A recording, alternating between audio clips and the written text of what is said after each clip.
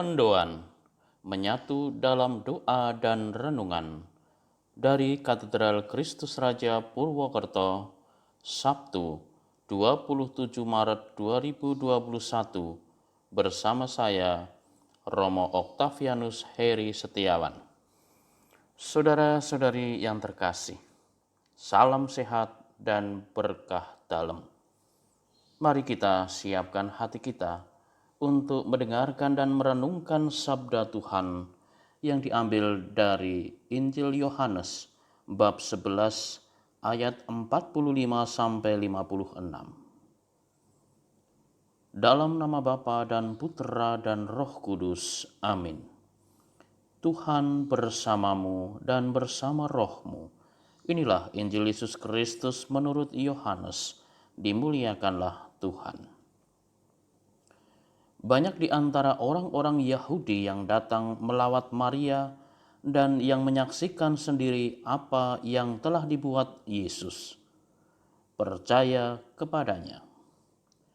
Tetapi ada yang pergi kepada orang-orang Farisi dan menceritakan kepada mereka apa yang telah dibuat Yesus itu.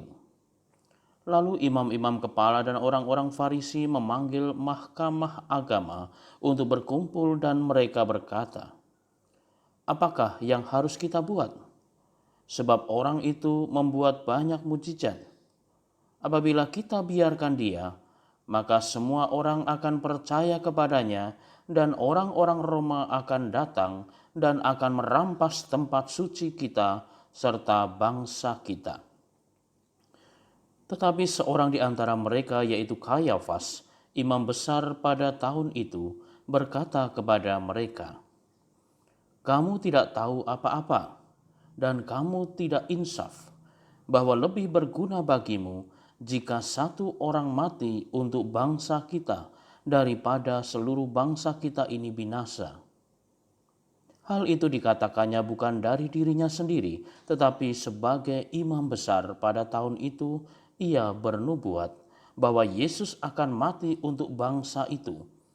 Dan bukan untuk bangsa itu saja, tetapi juga untuk mengumpulkan dan mempersatukan anak-anak Allah yang tercerai-berai. Mulai dari hari itu, mereka sepakat untuk membunuh dia. Karena itu Yesus tidak tampil lagi di muka umum di antara orang-orang Yahudi. Ia berangkat dari situ ke daerah dekat padang gurun, ke sebuah kota yang bernama Efraim. Dan di situ ia tinggal bersama-sama murid-muridnya. Pada waktu itu hari raya Paskah orang Yahudi sudah dekat, dan banyak orang dari negeri itu berangkat ke Yerusalem untuk menyucikan diri sebelum Paskah itu. Mereka mencari Yesus dan sambil berdiri di dalam bait Allah, mereka berkata seorang kepada yang lain, "Bagaimana pendapatmu? Akan datang jugakah ia ke pesta?" Demikianlah Injil Tuhan. Terpujilah Kristus. Saudara-saudari yang terkasih, banyak orang percaya kepada Yesus karena dia melakukan banyak mukjizat.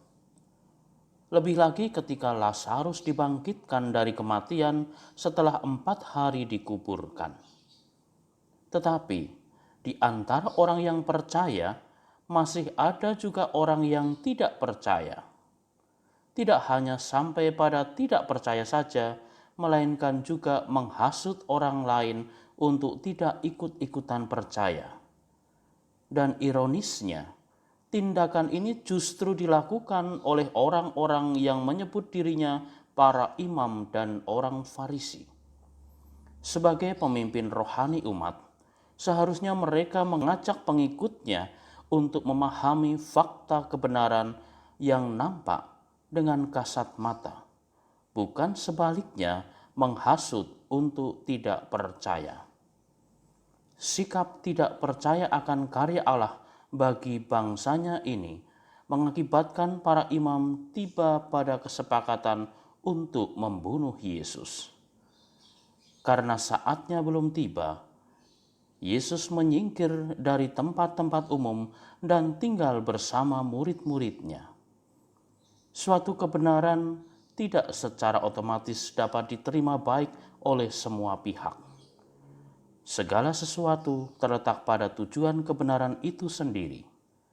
Hanya mereka yang dicelikkan matanya sajalah yang sanggup menerima kebenaran dengan sukacita dan mau hidup menurut kebenaran itu. Marilah berdoa.